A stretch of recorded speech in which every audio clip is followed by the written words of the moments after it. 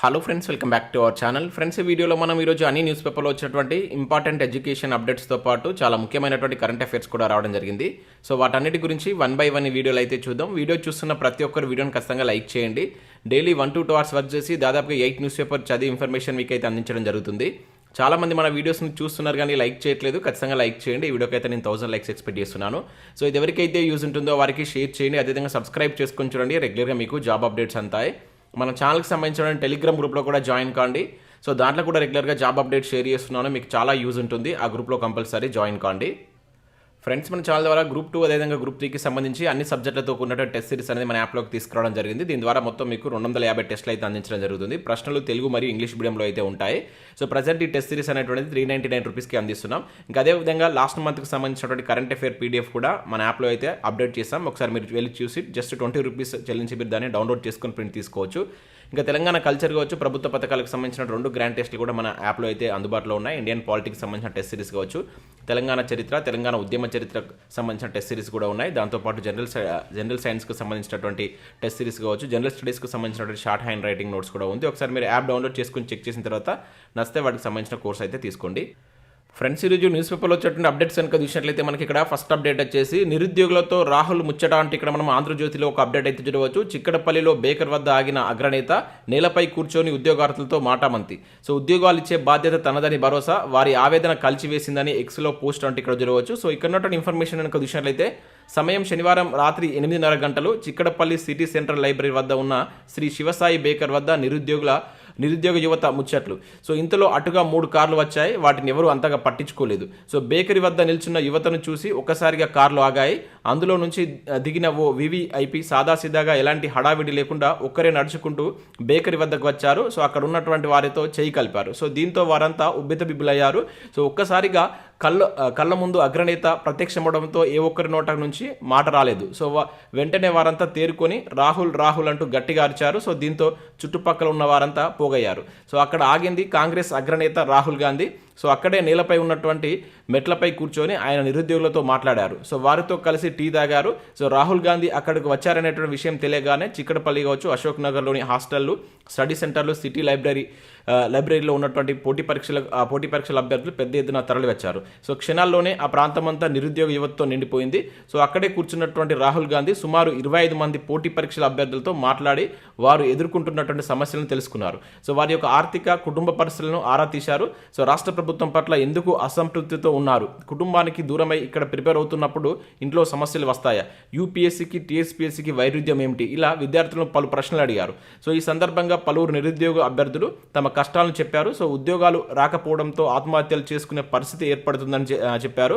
So ఉద్యోగం రాక ఇటీవల ప్రవళిక అనే యువతి ఆత్మహత్య చేసుకుందని తెలిపారు. సో దీంతో రాహుల్ ఆమె బలవన్మరణం గురించి ఆరా తీశారు. సో అనంతరం రాహుల్ వారికి భరోసా ఇచ్చారు.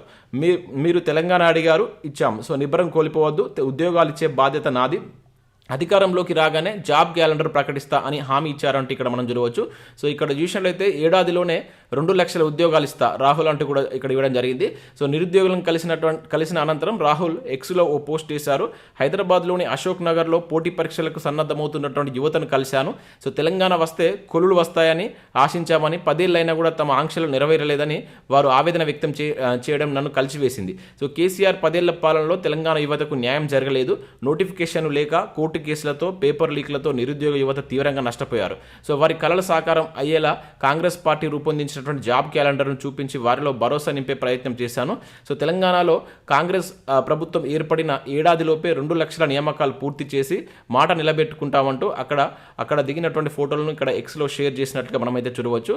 సో ఇదే అప్డేట్ మనకు వివిధ న్యూస్ పేపర్లు కూడా రావడం జరిగింది. ఇక్కడ మరొక న్యూస్ పేపర్లో కూడా చూడవచ్చు. నిరుద్యోగం ఎందుకుంది అనే టైటిల్ తోటి ఇక్కడ న్యూస్ అయితే ఇచ్చారు. యువకులతో రాహుల్ మాట ముచ్చట అని చెప్పేసి ఇక్కడ మరొక న్యూస్ పేపర్లో కూడా దీనికి సంబంధించి అయితే ఆర్టికల్ రావడం జరిగింది. ఇక నెక్స్ట్ కనుక చూసినట్లయితే కేంద్ర సాయుధ బలగాల్లో పోస్టులు అంటూ చూడవచ్చు.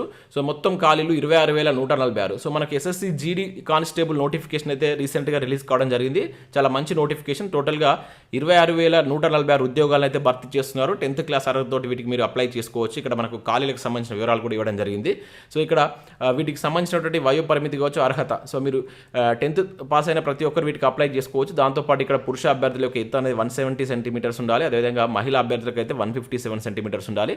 ఇక్కడ వయో పరిమితి 2024 జనవరి 1 నాటికి 18 నుంచి 23 సంవత్సరాల మధ్య ఏజ్ అనేది ఉండాలి. చాలా మంచి ఛాన్స్ ఇది. ఎవరైతే ఈ ఏజ్ కానీ దీనికి సంబంధించినటువంటి ఎలిజిబిలిటీ ఉన్నట్లయితే అప్లై చేసుకోండి. సో వీటికి సంబంధించి పరీక్ష విధానం ఏ విధంగా ఉంటుంది, అదేవిధంగా దరఖాస్తుకు సంబంధించి కావచ్చు కంప్లీట్ డీటెయిల్స్ ఇక్కడ ఇచ్చారు. ఒకసారి వీటిని చూసేటువంటి ప్రయత్నం చేయండి. ఆల్రెడీ నిన్నటి వీడియోలో కూడా దీని గురించి నేను ఎక్స్ప్లెయిన్ చేశాను. ఇక నెక్స్ట్ కనుక ఇక్కడ చూసినట్లయితే కేటీఆర్ యూ టర్న్ అంటే ఇక్కడ ఒక అప్డేట్ మనం దిశా న్యూస్ పేపర్లో చూడవచ్చు. తప్పులను రెక్టిఫై చేస్తామంటూ ప్రకటనలు, ధరణిలో లోపాలను సరిదిద్దుతా అంటూ హామీ. సో మేడిగడ్డ డ్యామేజ్, అదేవిధంగా టీఎస్పీఎస్సీ పేపర్ లీకేజ్, నిరుద్యోగ భృతిపై వివరణ, మరోసారి పవర్ అప్పగించాలంటూ రిక్వెస్ట్ అంటూ ఇక్కడ చూడవచ్చు. సో ఎన్నికల వేళ వివిధ సెక్షన్ల ప్రజల నుంచి వ్యక్తమవుతున్నటువంటి వ్యతిరేకత తీవ్రతను మంత్రి కేటీఆర్ గ్రహించారు. దాన్ని కంట్రోల్ చేయడానికి తొలుత చేసిన ప్రకటనలో ఆశించిన ఫలితాలు ఇవ్వకపోవడంతో యూటర్న్ తీసుకున్నారు. ఈసారి పవర్లోకి వచ్చిన తర్వాత లోపాలన్నింటినీ చక్కదిద్దుకుంటారని హామీ ఇస్తున్నారు. సో విద్యార్థులు, ఐటీ ఉద్యోగులు, పారిశ్రామికవేత్తలు తదితర వేర్వేరు సెక్షన్లతో ఇంటరాక్షన్ ప్రోగ్రాంలతో ఒక్కొక్క తప్పిదాన్ని ప్రస్తావిస్తూ సవరించుకుంటామని పేర్కొంటున్నారు. సో అందులో భాగంగానే నిరుద్యోగ భృతి హామీ డబ్బులు లేకనే అమలు కాలేదని వివరణ ఇచ్చారంటే ఇక్కడ చూడవచ్చు. సో ప్రవళిక ఇష్యూతో మొదలైనటువంటి ప్రాసెస్ అంటూ కూడా ఇక్కడ ఇచ్చారు. సో ప్రవళిక సూసైడ్కు కారణం టీఎస్పీఎస్సీ పరీక్షల రద్దు కావడం కాదని, లవ్ అఫైర్ అంటూ పోలీసులు తేల్చేశారని, ఆమె అసలు గ్రూప్స్కు దరఖాస్తు చేయలేదంటూ ఇలాంటి పలు కామెంట్లు కేటీఆర్ నుంచి వినిపించడం నిరుద్యోగుల ఆగ్రహాన్ని మరింత పెంచింది. సో దీన్ని గ్రహించినటువంటి కేటీఆర్ టీఎస్పీఎస్సీ నిర్వహణలో కొన్ని లోపాలు ఉన్నది నిజమేనని, దాన్ని ప్రక్షాళన చేస్తామని వ్యాఖ్యానించారు. ఇక మేడిగడ్డ బ్యారేజ్ గురించి కూడా ఇక్కడ ప్రస్తావించినట్లు మనం చూడవచ్చు. ఇక నెక్స్ట్ కనుక ఇక్కడ చూసినట్లయితే బర్రె లెక్కకు ఓయూ అధ్యాపకులు, విద్యార్థులు మద్దతు అంటే ఇక్కడ చూడవచ్చు. ₹1,00,000 విరాళం అందజేత అంటే ఇక్కడ చూడవచ్చు.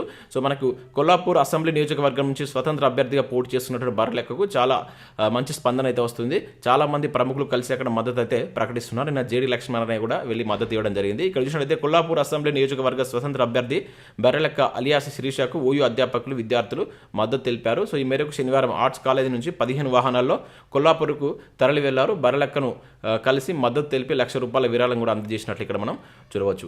ఇక నెక్స్ట్ విషయంలో అయితే మీకు ఓటర్ స్లిప్ అందలేదా అంటే ఇక్కడ చూడవచ్చు. ఆన్లైన్లో డౌన్లోడ్ చేసుకోవచ్చు, లేదంటే హెల్ప్ లైన్ యాప్ నుంచి పొందవచ్చు. టోల్ ఫ్రీ నెంబర్ ద్వారా తెలుసుకోవచ్చు. మొబైల్ SMS ద్వారా కూడా ఆ వివరాలు పొందవచ్చు. సో మీకు ఇంకా ఓటర్ స్లిప్ కనుక అందకుంటే ఈ మార్గాల ద్వారా మీరు ఆ ఓటర్ స్లిప్ను పొందేటువంటి ఛాన్స్ అయితే ఉంది. దీనికి సంబంధించి ఇక్కడ ఎలక్షన్ కమిషన్ కూడా చెప్తుంది. ఒకవేళ మీకు అందకపోతే ఇక్కడ చూడవచ్చు.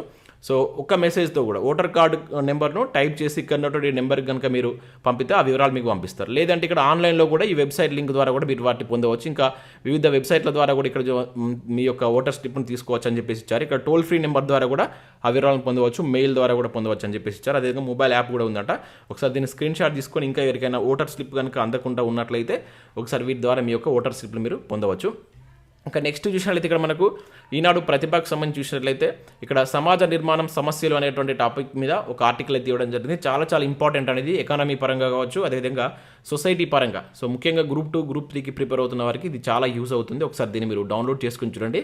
దాంతోపాటు మనకు ప్రతిరోజు ఇక్కడ కొన్ని ప్రశ్నలు ఇస్తారు. సో వీటికి కూడా ఆన్సర్ చేసేటువంటి ప్రయత్నం చేయండి. కరెంట్ అఫైర్స్ సంబంధించినటువంటి ప్రశ్నలు. ఇంకా భారత జాతీయోద్యమానికి సంబంధించి ఇక్కడ ఒక బిట్ బ్యాంక్ అయితే ఇచ్చారు. సో వీటిని కూడా మీరు డౌన్లోడ్ చేసుకొని ప్రాక్టీస్ చేయండి.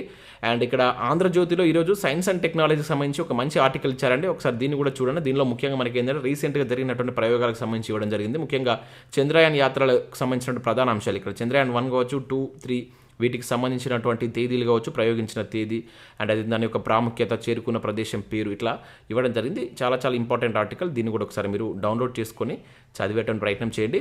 సో ఇవి మనకు వివిధ న్యూస్ పేపర్లో వచ్చినటువంటి ముఖ్యమైనటువంటి education updates. Next current affairs చూద్దాం.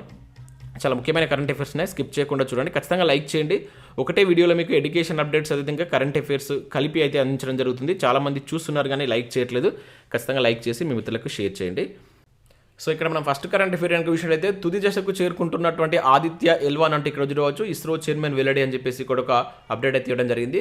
సూర్యుడిపై అధ్యయనం చేసేందుకు ప్రయోగించినటువంటి ఆదిత్య L1 తన ప్రయాణంలో చివరి దశకు చేరుకుంటుందంటూ మనకు భారత అంతరిక్ష పరిశోధన సంస్థ ఇస్రో చైర్మన్ సోమనాథ్ అయితే తెలపడం జరిగింది. ఇక్కడ మనం గుర్తుంచుకోవాల్సిందంటే ఆదిత్య L1 అనే దేనిపై ప్రయోగం చేయడానికి సూర్యుడిపై అధ్యయనం చేసేందుకు ప్రయోగిస్తున్నటువంటిది అనమాట. సో ఇది ఇక్కడ మనం గుర్తుంచుకోవాల్సి ఉంటుంది. ఈ ఉపగ్రహాన్ని లాగ్రాంజ్ పాయింట్ 1Lలో ప్రవేశపెట్టేందుకు సో దాని యొక్క విన్యాసాలు ఇచ్చేటువంటి అది ఆ ప్రవేశపెట్టేటువంటి తేదీ అనేది ఇక్కడ మనం చూసినట్టు జనవరి 7 నాటికి పూర్తవుతాయని చెప్పేసి చెప్తున్నారు ఇక్కడ. సో భారత్ నుంచి తొలి రాకెట్ ప్రయోగానికి 60 ఏళ్ళు పూర్తయిన సందర్భంగా తిరువనంతపురంలో విక్రమ్ సారాభాయ్ అంతరిక్ష కేంద్రంలో నిర్వహించినటువంటి కార్యక్రమంలో సోమనాథ్ గారు అయితే పాల్గొన్నట్టు ఇక్కడ చూడవచ్చు. సో ఆల్రెడీ దీని గురించి చూసాం. మనకు 60 ఏళ్ళు నిన్నటువంటి ఆ తొలి రాకెట్ ప్రయోగం అనేది ఎక్కడి నుంచి చేపట్టారనేది కింద మీరు కామెంట్ చేయండి. ఆల్రెడీ నేను 2 days బ్యాక్ దీని గురించి కూడా మీకు చెప్పడం జరిగింది. అది ఎక్కడి నుంచి అనేది కింద కామెంట్ చేయండి. సో ఇక్కడ నెక్స్ట్ కరెంట్ అఫేర్ కనుక చూసినట్లయితే తేజస్ యుద్ధ విమానంలో మోదీ రైడ్ అంటే ఇక్కడ ఒక అప్డేట్ మనం చూడవచ్చు. గర్వంగా ఉందంటూ ట్వీట్. సో దేశీయంగా తయారైనటువంటి యుద్ధ విమానం తేజస్, ఇది గుర్తుంచుకోండి. మనకు తేజస్ అనేది మన దేశీయంగా తయారు చేసినట్టు యుద్ధ విమానం.